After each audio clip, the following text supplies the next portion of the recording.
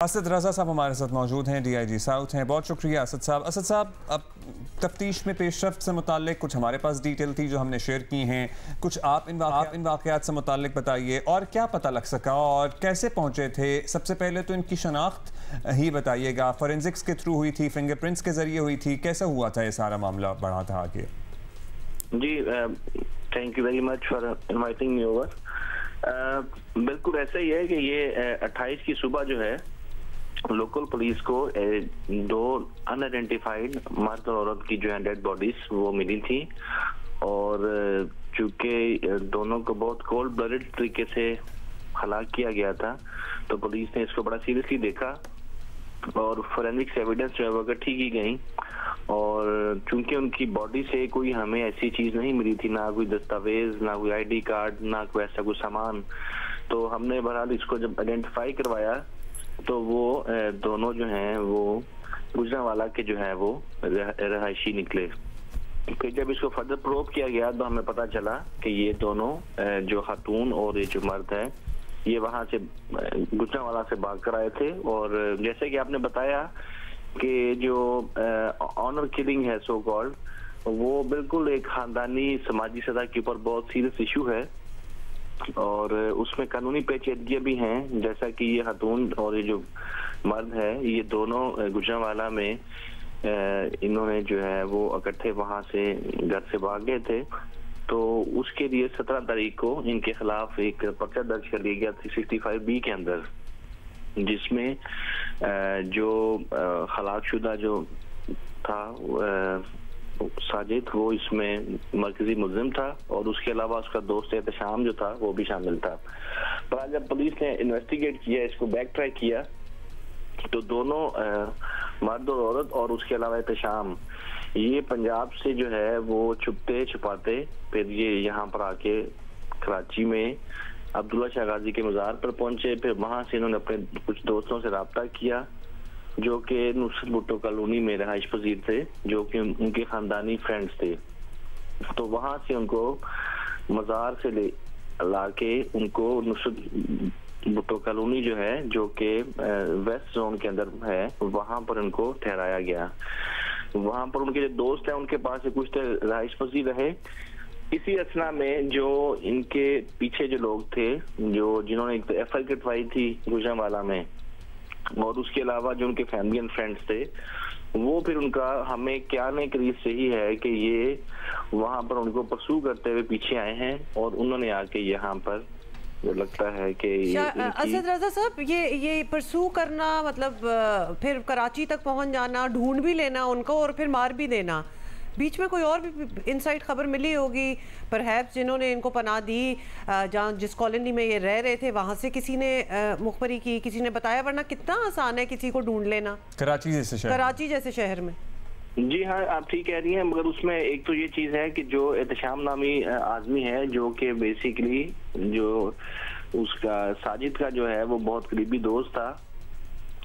हमारी जो इतला है उसके यही है कि 28 की सुबह को कबल तकरीबन 4 बजे के करीब एहतशाम इस जोड़े को उनको लेकर बाहर की तरफ गया है और ये तकरीबन 6 घंटे के अंदर अंदर इनकी जो है फिर वो मौत वाक़या हो गई। तो इससे और एहतशाम का उसके बाद फौरन गायब हो जाना और अभी तक अपने खानदान में या किसी के साथ किसी से मुलाकात ना कर पाना ये शो करता है कि एहतशाम जो है वो कहीं ना कहीं इस चीज में मुलव्वस है और हमारी तमाम जो तवज्जो है इस वक्त वो इसी के ऊपर है कि एहतशाम जो है उसको किसी तरह से ढूंढा जाए ताकि वो ही इस पजल को बेहतर तरीके से हल कर सकता है। असद साहब, उसके अलावा पहले लड़के के घर वाले भी डरे सहमे थे, वो गायब थे, अब फिर पता लगा था मंजर आम पर आ गए हैं। मुकदमा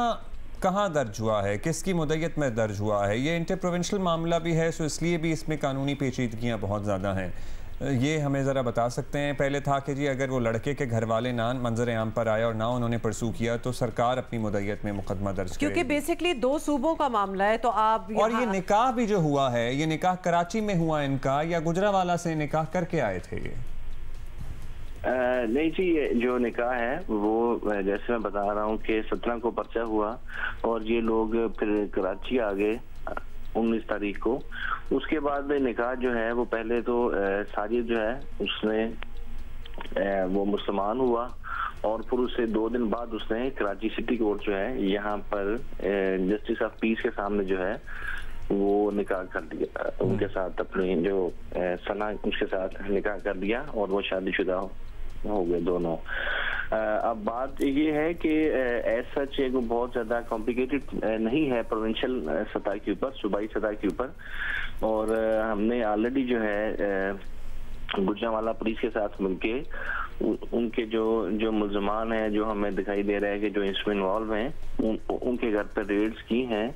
और हमें काफी उसमें से वैल्यूएबल क्लूज भी मिले हैं। उसमें से एक जो मुल्जम है वकास, उसको गिरफ्तार भी कर दिया गया है और अगरचे उसकी जो अभी तक हवालगी जो है उसका इशू है और उसको हम होम डिपार्टमेंट के जरिए परसू करेंगे।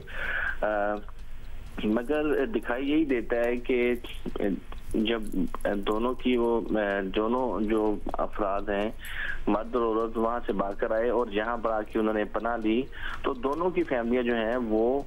आहिस्ता आहिस्ता कराची पहुंच गई और उनकी आपस में कोई नेगोशिएशंस भी होना शुरू हो गई कि हम किस तरह से इसको करें। मगर मीनवाइल फिर जो है मेरा ख्याल है कि कुछ ऐसे लोग थे जो कि बिल्कुल जैसे कि आपने पहले निशानदेही की है, जो बहुत वायलेंट थे और जो बिल्कुल जो है वो खानदानी तौर पर या समाजी तौर पर इतने जारखाना और इंतहा पसंद थे। ये तो खैर टेम्परामेंट जो है हम देख ही रहे हैं, बहुत जगहों पे पाकिस्तान के बड़े कोने कोने में यही चल रहा है। ये बताइएगा असद रजा साहब कि जो आपकी टीम यहाँ से कराची से गुजरांवाला पहुंची, क्योंकि ऑब्वियसली 2 सूबों का मामला है, फिर उन्होंने वहाँ जाके कार्रवाई की, how did that work out और क्या वहाँ से क्लूज वगैरह क्या मिला? जी जैसा कि मैं बता चुका हूँ कि जब पुलिस ने पहले इस केस को डिस्कवर किया तो उनके जो खानदान के लोग हैं वो कोई भी फोर्थ कमिंग नहीं था, ना औरत का ना मर्द का। तो पुलिस ने जो इस इशू की सेंसिटिविटी को समझते हुए फौरन जो है सरकार की मदीयत में पर्चा दर्ज कर दिया 302 का। अब उसके बाद फिर हमें उनके जो लड़का है उसके वालिद से भी हमारी मुलाकात हो गई और उसको भी हमने कॉन्फिडेंस दिया, उनको सपोर्ट किया और उनको इस बात के ऊपर आमादा किया कि वो भी इनके खिलाफ जो है कुछ लोगों को नॉमिनेट करे। तो हमें इसमें कामयाबी हुई है और उसमें सप्लीमेंट्री स्टेटमेंट के अंदर जो लड़की के रिश्तेदार हैं उनको नॉमिनेट कर दिया गया है और उसी की बेसिस के ऊपर जो है फिर सिंध पुलिस ने पंजाब पुलिस से रब्ता किया और हमारी टीम फिलफोर जो है वहां पर गुजरांवाला में पहुंची और जो लड़की के घर वाले हैं वहां पर और उसके जो साथी हैं उनके घरों के ऊपर रेड्स की गई हैं पंजाब पुलिस के साथ मिलकर और कुछ अफराद को हिरासत में लिया गया है और मजीद तफ्तीश जारी है। और जहां तक ताल्लुक है उनकी हवालगी का कि उनको यहाँ पर आके कोर्ट में पेश किया जाए, उसके लिए जो रिटर्न प्रोसेस है वो होम डिपार्टमेंट के जरिए सूबाई होम डिपार्टमेंट के जरिए वो जारी है और मेरा ख्याल है अगले 24 या 48 घंटों में इंशाल्लाह ताला जो मुल्जमान हैं उनको हम यहाँ पर ले आएंगे और उनसे मजीद तफ्तीश करेंगे। और अगरचे ये केस से काफी ज्यादा कॉम्प्लेक्स था मगर और जैसे आप बता चुकी हैं कि ये सूबाई था तो मगर फिर भी पुलिस ने इसमें मेहनत से काम किया है। जी बिल्कुल किया है और उसका ज़ाहिर रिजल्ट भी हम देख रहे हैं। गुड लक जो बाकी प्रोसीडिंग्स हैं उसके लिए। बहुत शुक्रिया असद रजा साहब आपका। अच्छा, अब बलूचिस्तान मस्तूंग में जो है उस पे भी हमने बात करनी है और हमें ज्वाइन किया शाहिद रिंद साहब ने, तर्जुमान हुकूमत बलूचिस्तान है। रिंद साहब, मस्तूंग में मुबैना तौर पर भाइयों ने अपनी बहन और बहनोई को कत्ल कर दिया है और बज़ाहिर ये ऑब्वियसली गैरत के नाम पर कत्ल का ही एक केस लग रहा है और डेफिनेटली एक्चुअली है भी। हुकाम क्या बता रहे हैं, क्या कार्रवाई हो सकी है अब तक, क्या इन्फॉर्मेशन है आपके पास? जी देखें, बड़ा ही अफसोसनाक वाकया है और अभी तक की जो इब्तदाई तहकीकात हैं उसमें यही बात सामने आ रही है कि खातून और जो मर्द हैं इन्होंने कोई 7-8 साल का पसंद की शादी की थी और फिर ये बलूचिस्तान के ज़िला पंजगूर में रह रहे थे।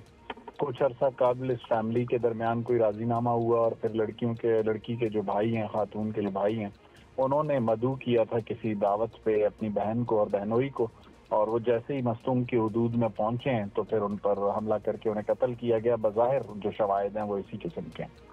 ये कि इस तरह अपनी हुदूद में पहुंचे और होटल में पहुंचकर कत्ल कर दिया। सर इससे पहले भी जिरगे वाला मामला आया था, वीडियो तक उसकी मौजूद थी, वज़ीर आला ने खुद ऐलान भी किया था कि किसी को नहीं छोड़ेंगे। मतलब वो केस कहाँ तक पहुँचा? एग्जाम्पल्स भी तो सेट होनी चाहिए ना, ताकि शायद आगे कुछ रुक सके। देखें, वो केस इस वक्त इन्वेस्टिगेशन स्टेज पर है और उसमें जो मरकजी मुलज़िम है उसकी गिरफ्तारी के लिए पुलिस कार्रवाई कर रही है, छापे मारे जा रहे हैं। और चाहे वो वाकया हो या ये वाकया हो, दोनों पे सूबाई हुकूमत का मौक़िफ़ बहुत वाज़ेह है कि गैरत के नाम पर, जिरगे के नाम पर, कबाइलियत के नाम पर किसी को भी आइन और कानून की मौजूदगी में किसी भी शख्स को कत्ल करने की इजाज़त नहीं दी जा सकती। चाहे वो मामला हो या ये दूसरा वाकया हो, दोनों में कानून अपना रास्ता इख्तियार करेगा और रियासत हमेशा मजलूम के साथ खड़ी होगी। हाँ सर, लेकिन होता ये है कि जब ये वाक़यात हो चुके होते हैं उसके बाद इस पर बात होती है, और जिस तरह हम पहले कह रहे थे कि जब तक कोई एग्जाम्पल्स नहीं सेट होंगे, कोई सज़ाएं नहीं होंगी और हर केस में सज़ा नहीं होगी, ये रुकने वाले नहीं है। क्योंकि अफसोसनाक बात है तो सही, बहरहाल हकीकत है कि ऐसे वाक़यात सिर्फ बलूचिस्तान में ही नहीं, और हम अभी बात भी कर रहे थे कि पूरे मुल्क में हो रहे हैं, और लगता यही है कि माशरे को ये सब कबूल है। तो अब माशरे की सोच बदलना है तो इसके लिए कुछ ना कुछ तो करना होगा। क्या हो सकता है रिन साहब, हुकूमत क्या कर सकती है? देखें, हालिया जो वाकया हुआ है उस पर चीफ मिनिस्टर बलूचिस्तान सरफराज बुट्टी ने बहुत न सिर्फ वाज़ेह मौक़िफ़ इख्तियार किया, बल्कि उन्होंने बहुत सी सियासी जमातों से इस पर गुफ्तशनीद भी किया कि जो सियासी जमातों का किरदार है, जो सिविल सोसाइटी का किरदार है, और इसमें जो कानून साजी करने की ज़रूरत होगी वो ज़रूर की जाएगी। लेकिन इस तरह के मामलात में आप जब तक कोई इत्तफ़ाक़ राय नहीं पैदा कर लेते तो उजलत में कोई ऐसी कानून साजी जिसे बाद में मुतनाज़ा बना दिया जाए, उससे बेहतर ये है कि इस पर एक पॉलिटिकल ब्रेनस्टॉर्मिंग करने की ज़रूरत है, जिस पर काम की इब्तिदा वज़ीर आला बलूचिस्तान सरफराज बुट्टी कर चुके हैं। बहुत शुक्रिया रिन साहब, लेकिन सबसे बड़ी बात है कि प्रायोरिटी की भी ज़रूरत है, क्योंकि ये कोई नया फिनोमेना भी नहीं है कि जी अभी 2-4 केसेस हुए और हमें तो पता ही नहीं है ये क्या है। ये तो कब से हो रहा है, होता चला जा रहा है। मतलब सेंचुरी बदल रही हैं, हम आगे चले गए हैं, दुनिया आगे जा रही है, but this is still happening. और हमें ये लगता है कि जब तक सजाएं नहीं होंगी, प्रूव नहीं किया जाएगा कि दिस इज नॉट एक्सेप्टेबल, पता है क्या, ये होता रहेगा। आप कभी गुस्से में, मतलब शदीद गुस्से में हो ना, तो कहते हैं कि आप लाहौल पड़ें, आप बैठ जाएं, ठंडा पानी पिएं, और उसके बाद नेचुरली आपकी एक इंसानी फितरत है ना कि आपकी महसूस करते हैं मतलब अगर 5 भाई 7 साल बाद अपनी बहन और बहनोई को मार रहे हैं, ठंडा पानी पीना, उनको तो डुबकियां एक कुएं में छलांग मारनी चाहिए। इंसानी फितरत है ना कि गुस्सा ठंडा हो जाता है वक्त के साथ। वक्त बड़ा नहीं, ये बहुत बड़ा हीलर होता है, किया जाता है। लेकिन ये कौन सा गुस्सा है, ये कौन सी आग है जो हर रोज भड़काई जाती है, हाँ। जो हर रोज भड़काई जाती है, फ्लेयर अप किया जाता है कि ये आग बुझ ही नहीं रही, ये गुस्सा ठंडा ही नहीं हो रहा। अदरवाइज ये इंसानी फितरत है कि आप किसी मोमेंट में बहुत शदीद गुस्से में होंगे, और माशरे में ऐसे अनासिर होते हैं जो ट्रिगर करते हैं, और 1 घंटे बाद आप जलते रहो इस चीज में। इसीलिए कहा जाता है कि जब गुस्सा आया होता है तो आपको रिएक्ट नहीं करना चाहिए, क्योंकि आप उस वक्त रैशनली नहीं सोच रहे होते हैं। लेकिन यहाँ ये गुस्सा 7 साल से चल रहा है।